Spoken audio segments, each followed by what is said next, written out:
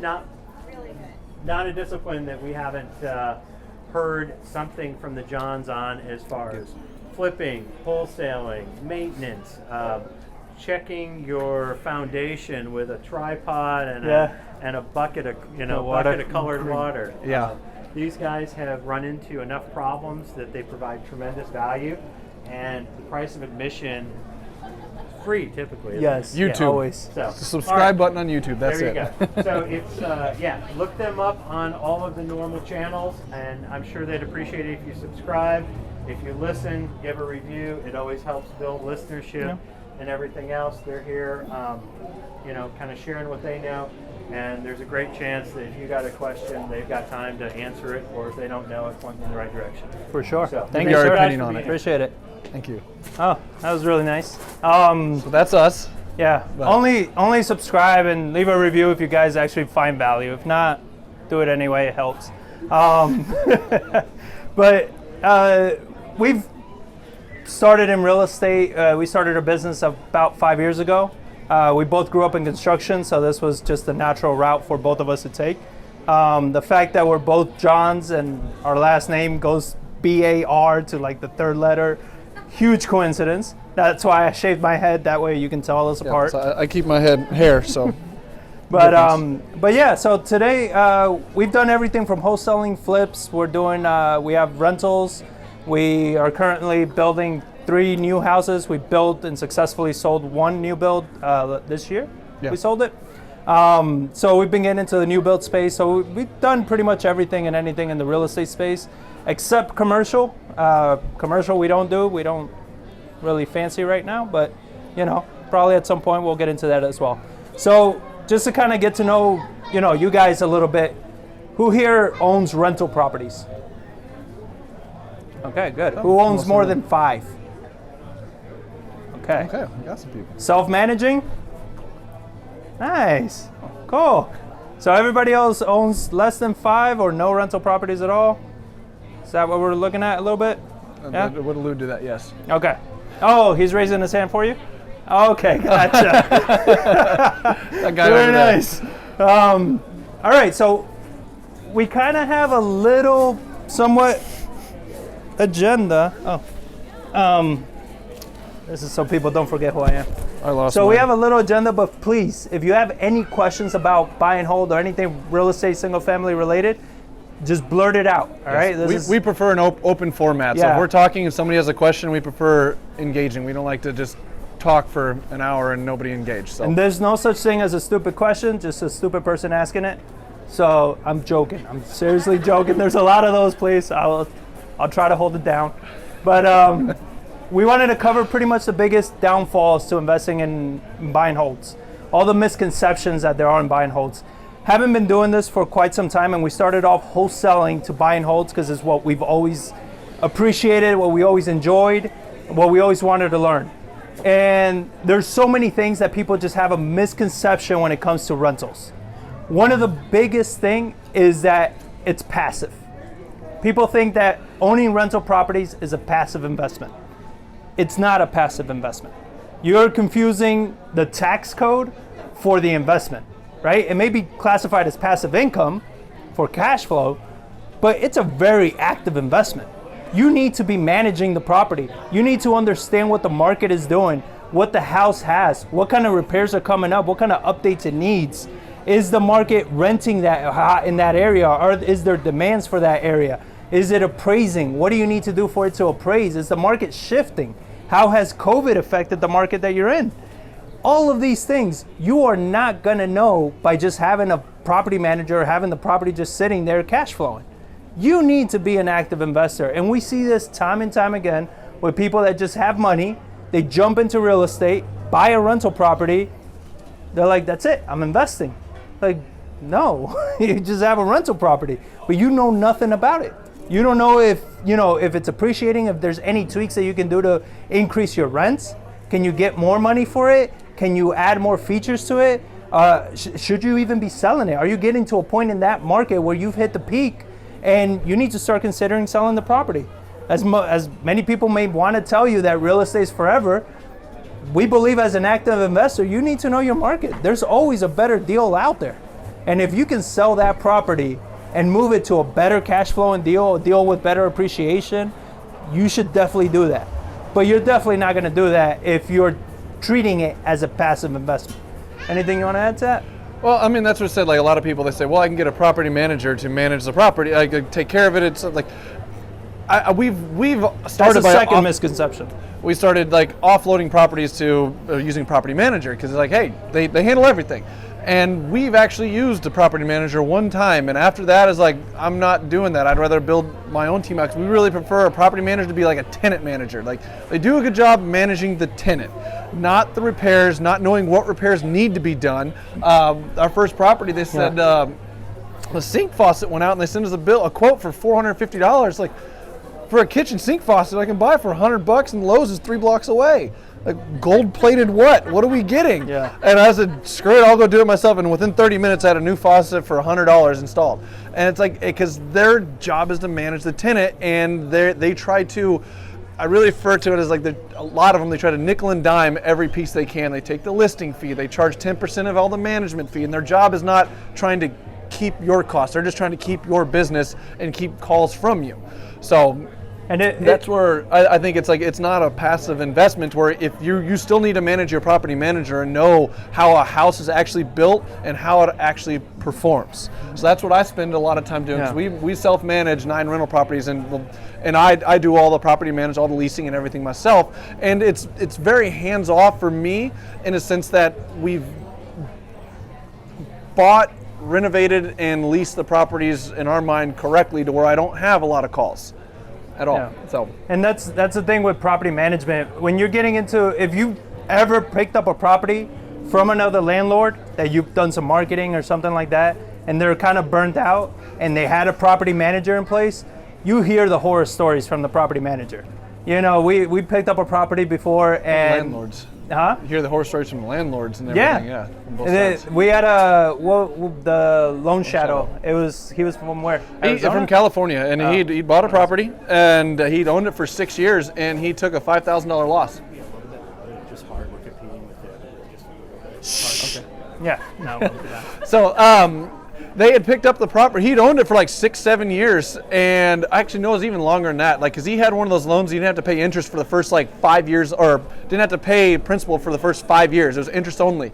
And I think it was from 2008. He owned it for like 10 years, and he wound up having to sell it to us and make no money on the thing the entire time because the property manager had nickeled and dined him with his own construction company that he upcharged and put a fee on top of the own company. He was double dipping on the thing, and it had foundation problems, it had plumbing problems, it had the roof had never replaced. They had chicken wire covering holes in the side from where like the birds were getting in. And it was such a coincidence that every repair was the cash flow that was supposed to be sent up to the landlord. So it was just a coincidence that every repair was that cash flow. So this guy was losing money every single month on that property. So it's like, we're not a big fan of property manager where if you just hold, like, my property manager's got it.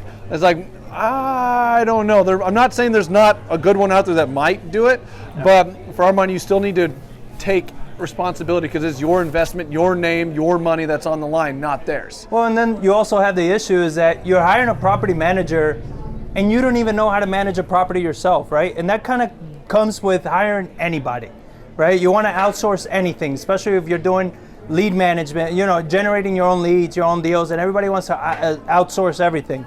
You can't outsource what you just don't know. And if you never, I always tell people, your first couple properties, manage them yourself.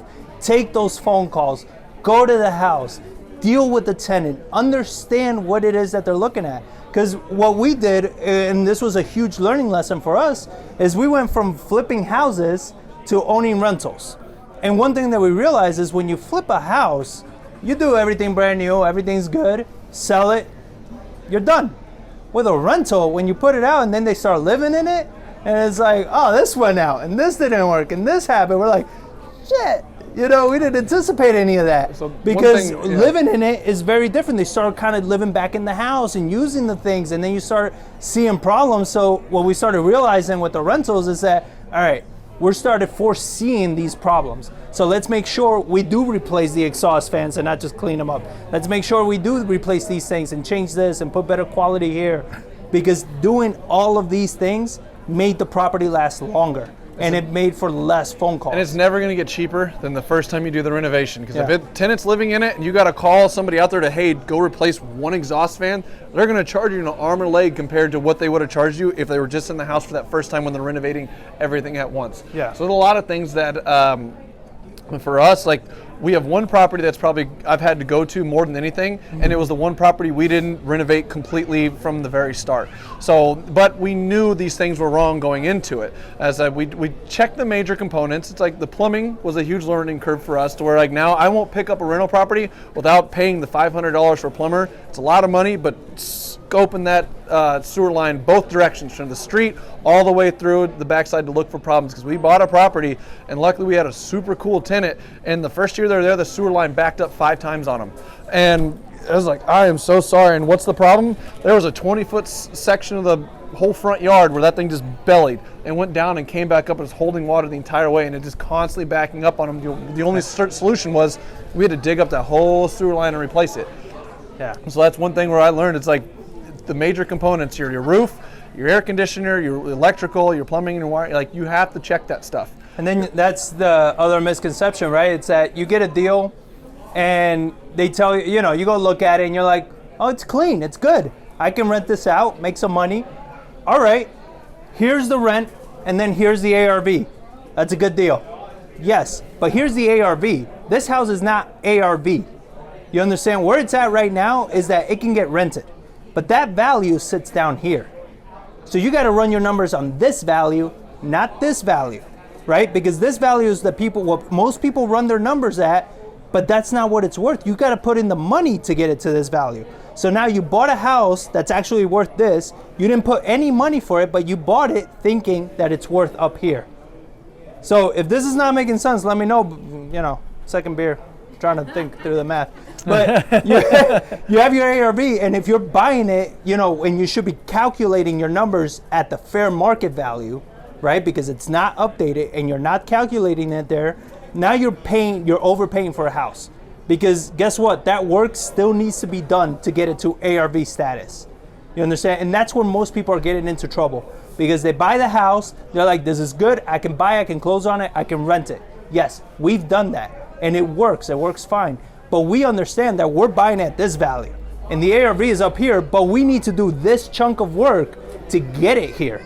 So we're buying it with that discount already in place.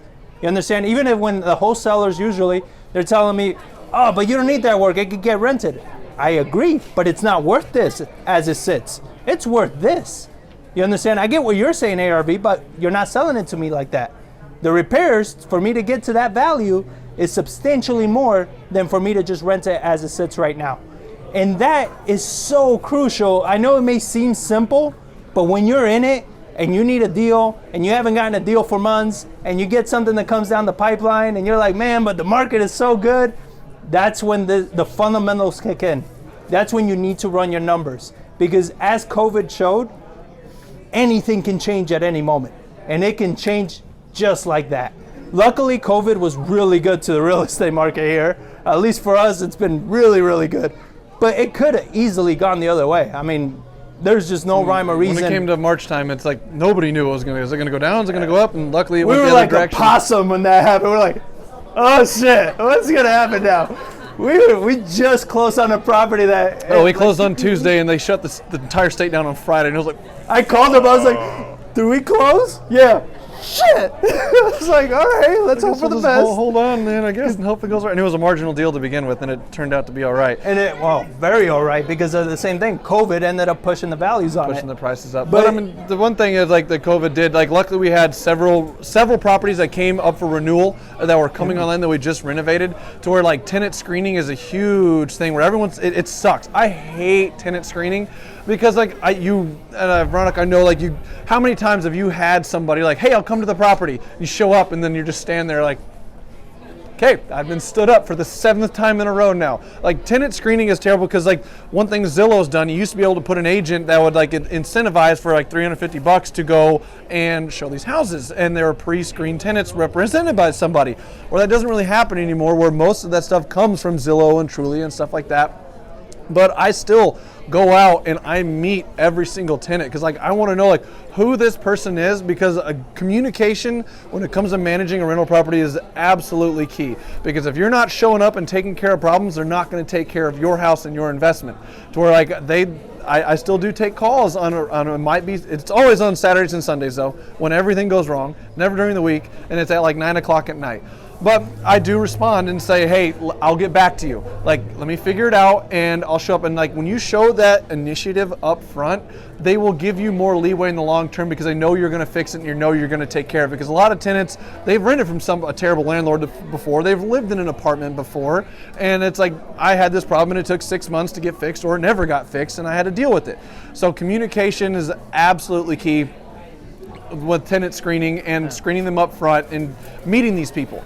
So, I mean, we haven't done, like, we don't like to preach about something we've never done before. So we're coming from a standpoint of our lowest rent is $925, and the bulk of them are in like the $1,200 and the $1,500 range.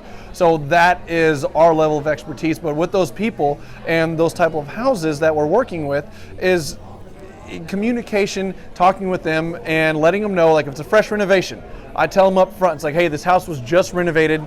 We did everything in the house. There's going to be something you're going to find that doesn't work.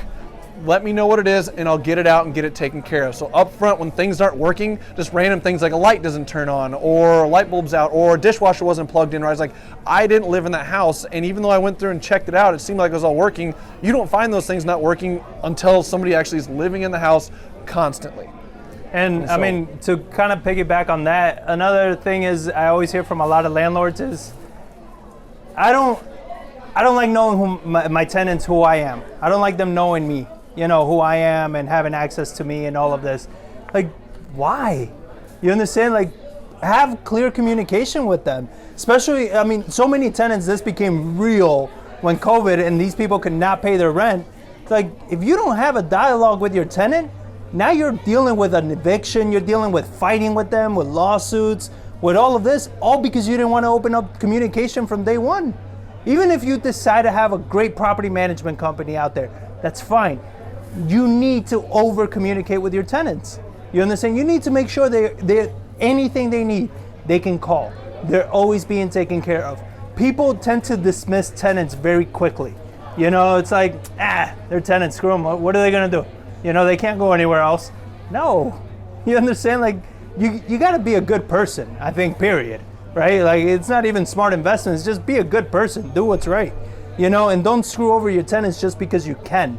And even right now with where we are, there's low inventory on rentals, there's low inventories on certain properties that are selling, but just because there's low inventory does not mean you cut corners. Just because people need a house to stay in does not mean you cut corners, because it will bite you in the ass later. You understand? Like, it will come back to you, it will hit you later, and it's going to cost you that much more to fix it later. Because now it's going to cost you maybe a month or two of lost revenue because you don't have the tenant anymore. It's going to cost you the work to take somebody in to fix that one issue, instead of doing it up front. Don't cut corners. I mean, all you're doing is hurting yourself. A real estate property, especially a house, it's an investment. It's a long-term investment. If you got to be doing work every time there's a tenant turnover, you are losing money. I mean, let's talk about that too. Like, one of our biggest expenses as a landlord is tenant turnover. Like, yes. If your house is sitting vacant, not producing an income, like, bank still wants their money. They don't care if that thing's not producing income. So one of the things that we've done, and I think Veronica and Will have done it as well, is all of our leases end within a 3-month period. And the reason for that, if you guys ever seen my market update and like the stuff that I do when I was looking at the data, like when you get, all real estate runs in cycles. There's a new one coming out Sunday. Yes. But basically prices go up in the summertime, down in the wintertime, up in the summertime, down in the wintertime. So all of our leases end between March, April, and May. And what that does, it provides us that flexibility. It's like when the prices are rising up, if I have a tenant that moves out in March or April, May, and the reason I do over 3 months instead of 1 month is I learned the hard way, when you have 4 tenants move out at one time in 1 month at the same time, it was just like, oh shit, that's a lot of work. but you spread it out over a certain period of time, because if a tenant moves out, that gives you time to get into the property, get the renovation, get it back on the market, and that's the time when everybody's moving around and you have the best opportunity to increase your rents at that time. So we have actually been able to, we haven't actually had over a month turnover yet, because we've actually kept an open line of communication with them. We reach out to them like, hey, are you going to be renewing 6 months in advance? We just had a tenant actually reach out to us. His lease isn't up until April. He says, hey, are you guys going to be increasing rents in April? I was like, no, you've been a great tenant for 2 years. I'm not going to mess with the rents. He's like, good, we'll renew for a whole nother year. So now I just renewed to 2022 in April. So now I don't have to mess. I know like half of our rents are long term. And I try to ask him like, I'll give you 2 months or 2 years. As long as you want, like I'll keep those rents the same, because the turnover for me is a killer, because every month that thing sits vacant, that's a whole mortgage payment gone, and it might take you 2-3 months to recoup that entire mortgage payment. So that's something that we do to eliminate turnovers, have that time frame.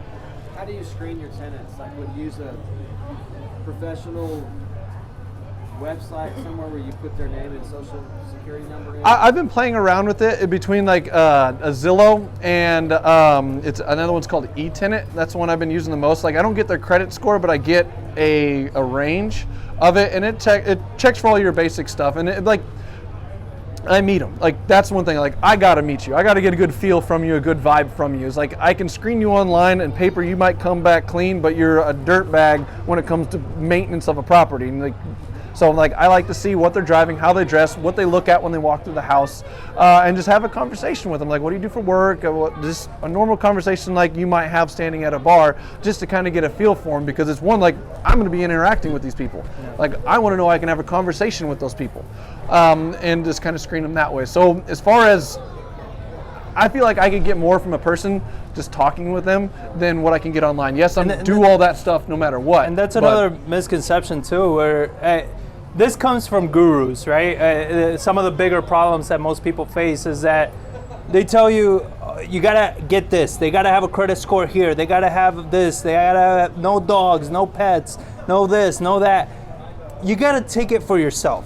You know, you can't follow those scripts and stuff like that, because the market, you got to see what you're willing to deal with, what you're dealing to work with, you know, and that's something that no guru is ever going to be able to teach you, because it's a one-size-fits-all kind of thing. And you want to make sure you're judging them for who they are, their character. Like now with some of the leases that we were doing, we were taking into account COVID. What's your job? That was one of the biggest qualifications. Like we want to make sure you're not working for the hotel industry, right? Or the airline industry. Like we want to make sure you have a more stable job. So it's, what's your job? What's your income coming from? And we had one that was 3 people in the house, put in their income together, but they all had incomes that we knew, regardless of COVID, they were gonna still be working. So it was good work. It was good jobs. Their credit score wasn't amazing, but we looked at what the issues were on the credit score, right? So I mean, it's always good to kind of have those parameters yourself and kind of figure out like what's really an issue. Like a low credit score doesn't mean anything if it's not low because they keep jumping out of leases, right? If it's low because, you know, whatever other reason. Whatever it may be. Hospital honestly, bills. I don't mind low credit scores, because that means I can't get a mortgage either. Yeah. So like, I mean, that's not kind of that terrible out to say, but it's saying like they can't move out. And so I know they're going to. You guys worry about me. They're going to stay in the house. They need a place to live, and that's why I don't jack with them. Some people and that's one thing I've realized, that how pissed a tenant will get over a $25 a month increase in their rent. Like they do not like that. But like, and that's one thing I realized, that a property manager we hired one time, they had it in their lease that every year you stay, it will increase rent $25. And I was like, that's a slick move, because they get pissed off and they move out, and when they move out, you get another releasing fee. Yeah. So like after a while, the property managers don't care if you're sitting vacant for a month. You understand? Because they get the releasing fee and all that. So you got to care for that. So even there's one property that I manage that still has a property manager in place, and it's actually my mom. So I'm sitting in an IRA of my mom, so like we want to have that separation. But I still have a relationship with the tenant. And I will overstep the property manager. Like she'll reach out to me, she's like, hey, I can't get any contact with this person. I can't. The $700 concrete step? Yeah, and they wanted $700 for a single concrete step too. I was So that's like, why, we're in the don't wrong manage- business. We need to be making concrete steps. So that's why $700? we're not big fans of property managers. But back to like turnover, some of the stuff that we've done that we've learned is, and it baffles me this day, why apartment complexes still use carpet. Like we don't use any carpet in any of our rental properties. We use a vinyl plank that, and it's extremely affordable. I mean, maybe costs like 50% more than carpet, but it comes like a 50-year warranty. It's 100% waterproof. If they screw up one piece, I can pick up one piece and glue another piece down. So all of our properties are the exact same product, exact same colors, exact same paint colors. And it looks like wood. Like that's the craziest thing. Like people walk in and they're like, "Oh my God, the floors are beautiful." We're like, "Really? That is awesome." Because it's stick down. It's rubber. It really is. And then we use the same color. I mean, even for our renovations, we use the same color from our renovations as we do our rental properties. So we just have a plethora of extra paint. Because I realized like you're ending these projects and I'd have like 3 gallons of paint left in this 5-gallon bucket. And then I have to throw it out. And I was like, God, I hate throwing all this paint out. And eventually like we just started reusing the same color for every property we have. And depending on the rental property, depending on the rents, like what we do with it, whether we do the ceilings and the walls the same color. But that's one thing that we've been able to, like on tenant turnover, is like having open communication, ending the leases at that right time of the market when everybody's moving around, and then using the same products across all of our properties. Yeah. So and also because of the communication, we had actually a tenant move out, and because they wanted to buy a house, and just so happened that John is an agent, so they moved out, and John represented them on buying their house for like $200,000+. So kind of made up for the difference there.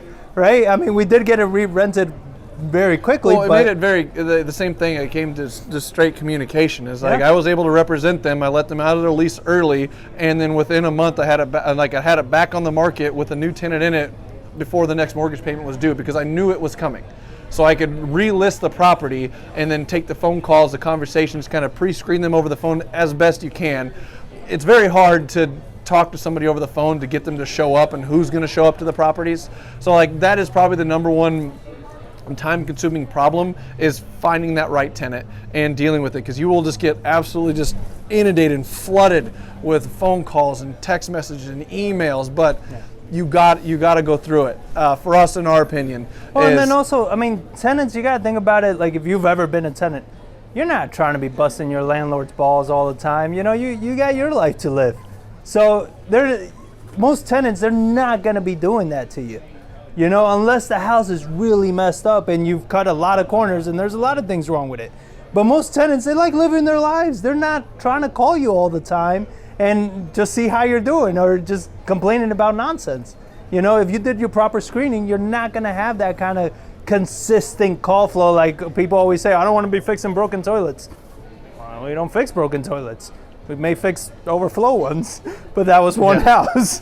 But that was a lesson we learned. But another misconception that I think is, wow,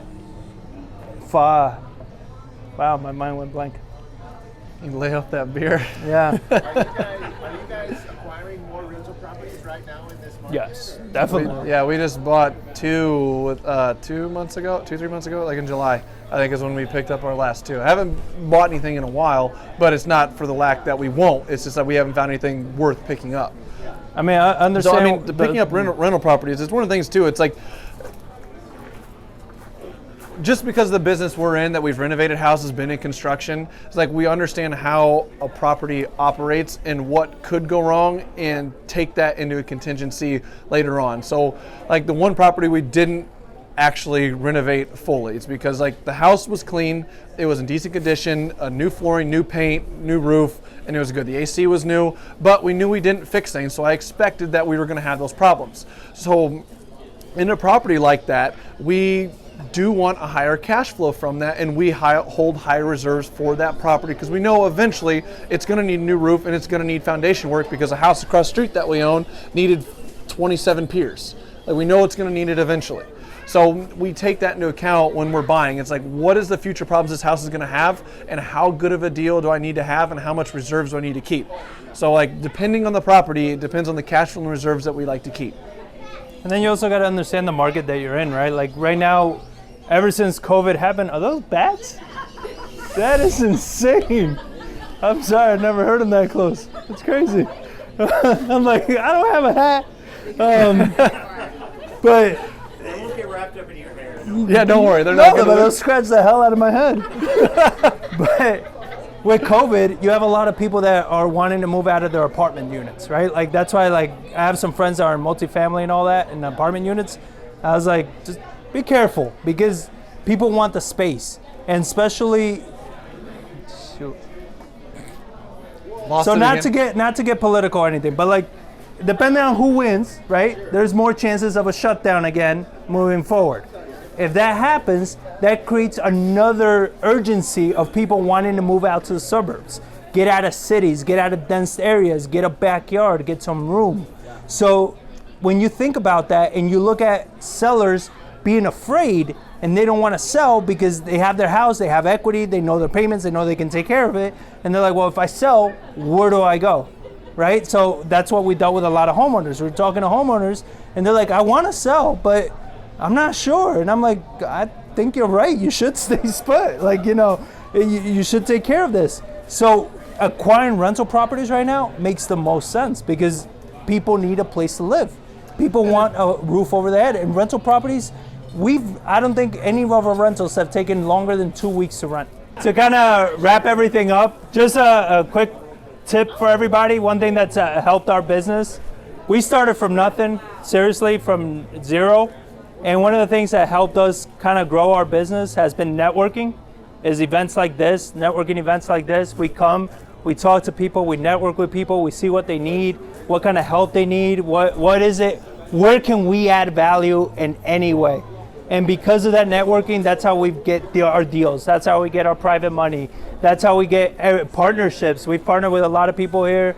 We learn from a lot of people here, the Pritchetts. We're always calling them. I'm calling Will a lot and asking for advice and help.